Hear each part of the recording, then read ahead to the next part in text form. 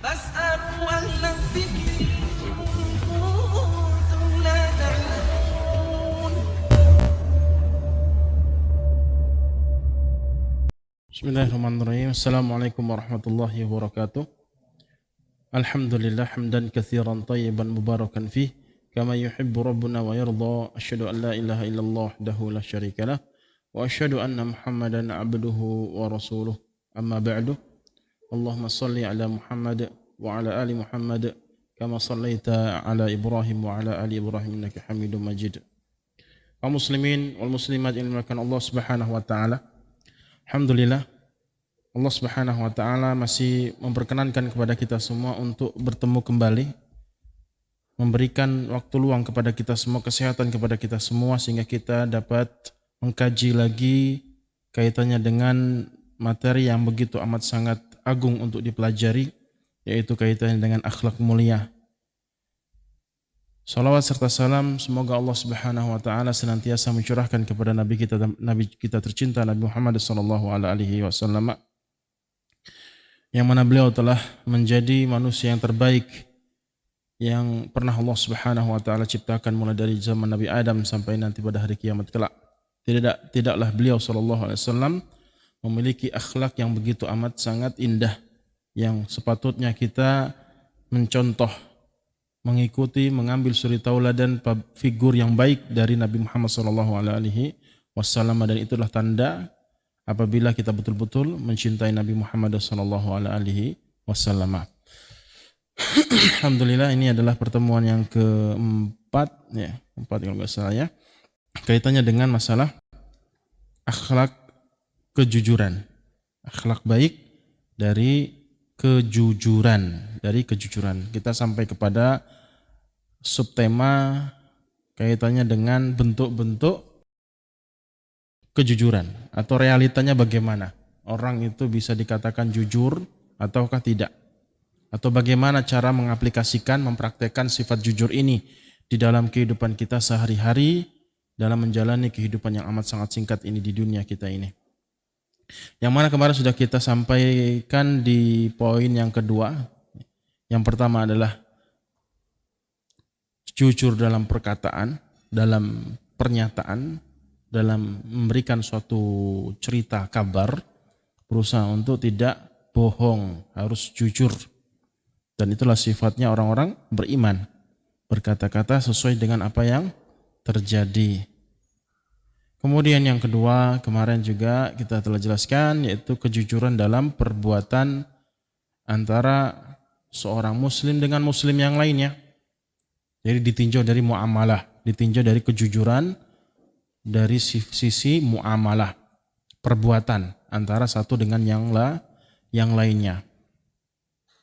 Berusaha untuk tidak menyakiti saudara atau saudarinya, sesama muslim, atau untuk menjaga hak-hak mereka, tidak menipu, tidak mengakali, memanfaatkan orang lain. Dan itu sudah kita jelaskan kaitannya dengan fikih muamalah ya. Kita juga berusaha untuk mempelajari fikih muamalah. Jadi bukti nyata kalau kita itu betul-betul menjadi orang-orang yang jujur dari sisi muamalah, pergaulan kita dengan orang lain manusia adalah dengan kita memahami, mengerti akan hak-hak orang lain, akan kewajiban kita kepada orang lain. Dan itu dipelajari dari bab-bab fikih kaitannya dengan muamalah.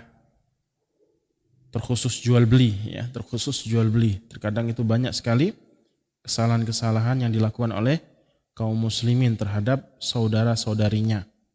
Ketika mereka melakukan sesuatu yang tidak sesuai dengan syariat Islam terhadap hak saudaranya tatkala menjalankan pergaulan di tengah-tengah kaum muslimin, berhubungan atau berinteraksi sosial antara satu dengan yang lainnya, tidak didasarkan dengan fikih muamalah, dengan syariat Allah Subhanahu wa taala yang Allah Subhanahu wa taala telah tetapkan untuk kita lakukan, untuk kita praktekkan dalam rangka mewujudkan dan memenuhi hak-hak orang lain terhadap kita, maka kita betul-betul menjadi orang-orang yang jujur dalam masalah, jujur dalam masalah muamalah dengan orang lain, pergaulan kita dengan orang lain.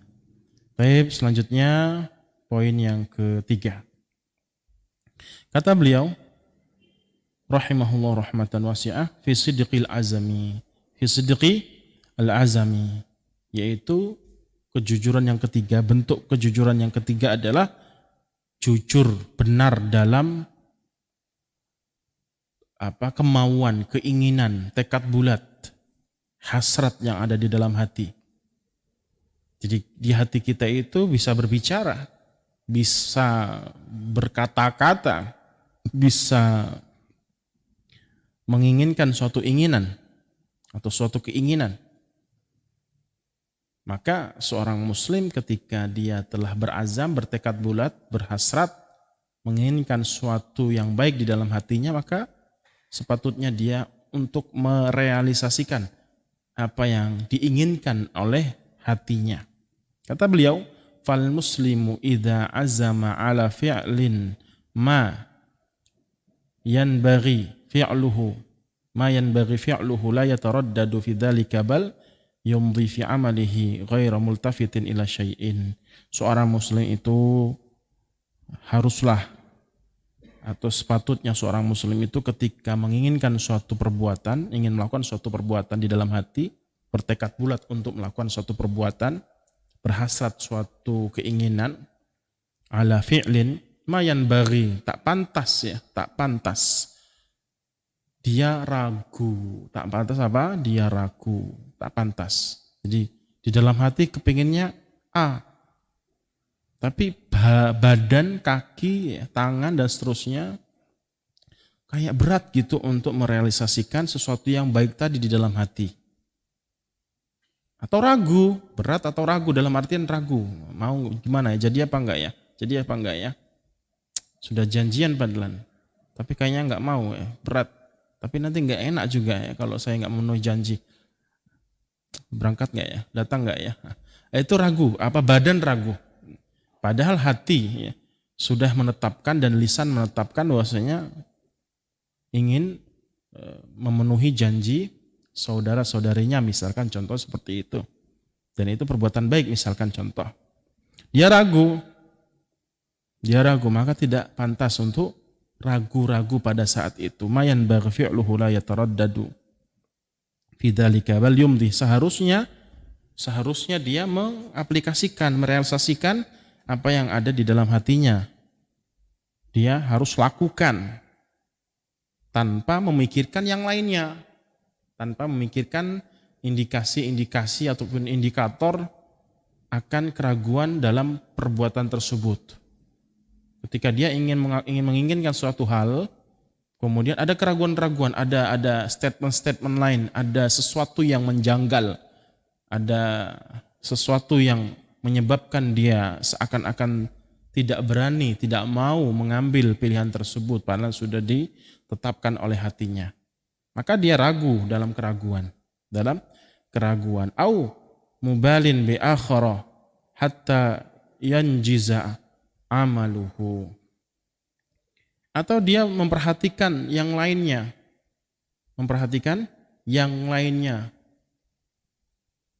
Tidak memfokuskan kepada apa yang diniatkan di dalam hati.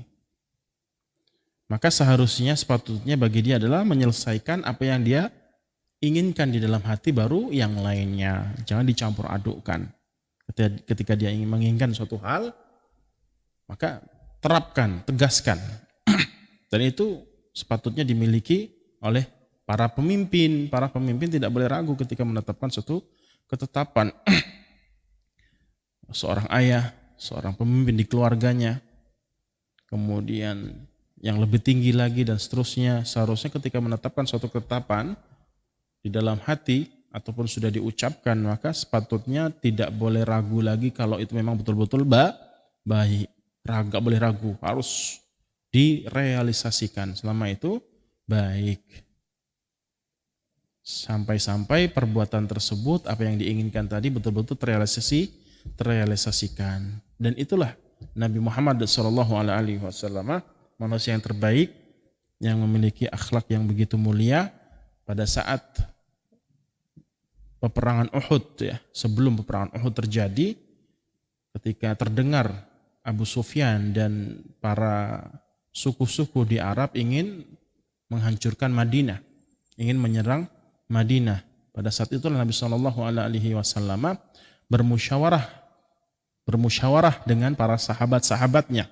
Berkumpullah mereka, membicarakan apa yang harus kita lakukan. Bahwasanya orang-orang kafir Quraisy ingin menyerang Madinah, ingin merebut kembali kekalahan atau kemenangan mereka, kehormatan mereka setelah kekalahan di peperangan Badar.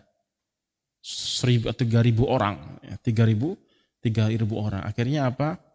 Para sahabat memberikan atau sepakat, kebanyakan para sahabat sepakat memberikan usul kepada Nabi SAW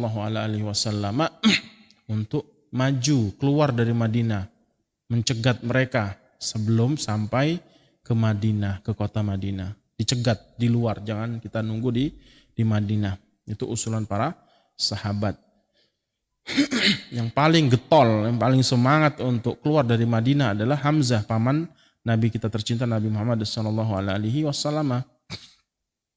Ya, memberikan usulan kepada Nabi SAW untuk keluar dari Madinah, mencegat rombongan orang-orang Quraisy yang ingin menghancurkan kota Madinah. Akan tetapi Nabi SAW berkata lain. Yaitu kata Nabi SAW, beliau mengatakan sebagaimana yang diriwayatkan oleh Imam Bukhari dalam Sahih Bukharinya, beliau SAW mengatakan, kalau pendapat saya tetap tinggal di Madinah, nggak mau keluar, tidak mau apa? Tidak mau keluar. Singkat seperti itu, nggak mau keluar. Akhirnya para sahabat ya terus mendesak, gimana Rasulullah, kita harus keluar, kita harus serang mereka sebelum mereka datang ke Madinah dan menghancurkan kota Madinah. Akhirnya apa? Nabi SAW punya alasan yang motivasi Nabi SAW tidak keluar dari Madinah. Ini sebelum perangan Uhud ya, sebelum perangan Uhud. Ada alasan. Karena Nabi SAW bermimpi pada saat itu, malam pada saat itu bermimpi. Beliau SAW mengatakan, bermimpi yang mana beliau SAW melihat ada seekor sapi yang disembelih dan melihat pedang beliau bengkok. Kemudian Nabi SAW bersembunyi di baju perang yang kokoh, yang kuat. Kemudian para sahabat bertanya kepada Nabi SAW, apa maksud dari mimpi engkau ya hai Rasul SAW? Maksudnya apa? Apa maknanya gitu loh, sapi, kemudian pedang yang bengkok, kemudian Nabi SAW berlari atau berlindung di baju besi yang kokoh. Maka Nabi SAW memaknai, mentakwil itu menafsiri makna mimpi Nabi SAW tersebut. Maka Nabi SAW mengatakan, adapun sapi yang aku lihat di mimpiku itu, yang disembelih sapi tersebut adalah aku maknai, aku tafsiri bahwasanya para sahabatku yang banyak yang akan dibunuh.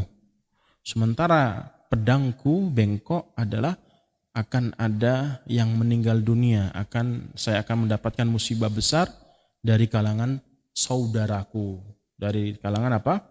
Saudara karib Nabi SAW. Kemudian aku berlindung di baju besi yang kokoh, maksudnya adalah aku berlindung di kota Madinah. Berlindung di kota Madinah.